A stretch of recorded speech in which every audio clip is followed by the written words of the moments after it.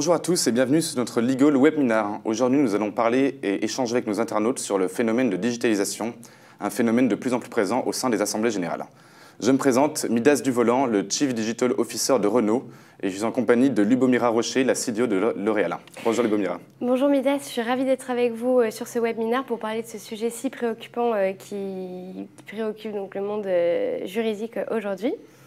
Alors, on va commencer avec la première question de notre internaute, Jean-François du 78, qui nous demande ce qu'est un CDO. Alors, aujourd'hui, avec l'explosion du digital, on a voulu répondre donc, à cette montée du numérique et on a eu le besoin de nommer quelqu'un à la tête de ça pour prendre en charge ces opérations. Donc, le Chief Digital Officer, ce métier est né en 2005. Donc, qu'est-ce qu'un CDO? Alors, il va être à la fois le pilote et le moteur. Donc, il va cumuler de nombreux savoir-faire, comme le marketing et l'IT, et des savoir-être, comme plutôt les métiers de la communication. Aujourd'hui, on va plutôt retrouver ce poste dans des périodes de réorganisation de l'entreprise.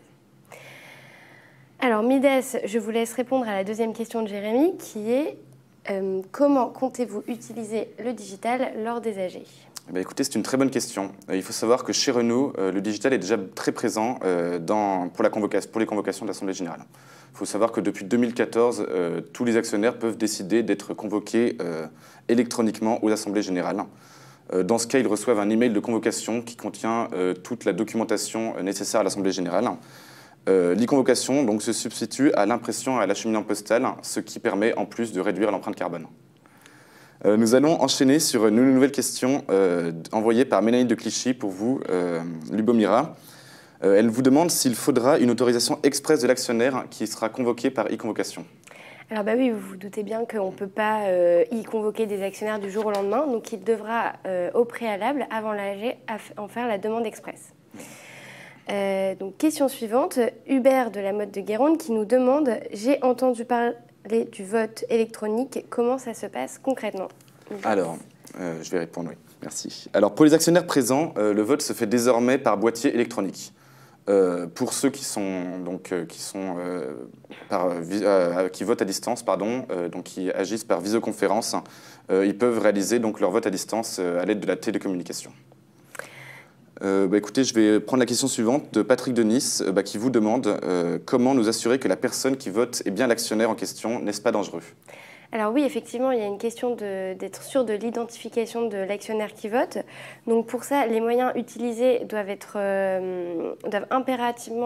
permettre en fait d'identifier la voix de l'actionnaire et ils doivent assurer que la retransmission se fait de manière simultanée et continue. Donc, par exemple, on pourra utiliser le téléphone, les systèmes de webcam, la visioconférence, mais on ne va pas pouvoir voter par email ou grâce à un fax. Après, pour la question qui est de la sécurité, en fait, l'entreprise en amont doit assurer l'aménagement d'un site internet qui va être dédié à ce vote électronique. Donc, l'actionnaire, il va recevoir au préalable un code d'identification qui va lui être unique et nominatif, et donc ça va permettre la reconnaissance et l'identification de l'actionnaire. Alors, une dernière question de Priscilla pour vous, Midas. Pensez-vous que la digitalisation de l'AG va être rapide, et si oui, est-elle bien accueillie? Alors, comme vous l'avez compris, l'AG digital est en plein essor au sein des grandes sociétés. Même dans la majorité des grandes entreprises, elle existe déjà. Des métiers autour de l'AG digital apparaissent, mais également les startups, ce qui promet quand même un essor relativement rapide. Après, il faut savoir que la transformation numérique change le recrutement, la formation, les métiers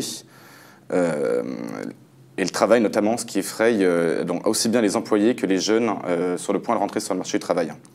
Beaucoup y voient une menace avec la suppression de certains postes, la création de nouveaux qui demandent des compétences différentes et particulières. Se pose également le problème de la sécurité et du stockage des données et de l'information qui peuvent également être un frein à cette évolution. Très bien, merci Midas pour vos réponses sur ce webinaire. Merci à tous nos internautes pour leurs questions et à la semaine prochaine.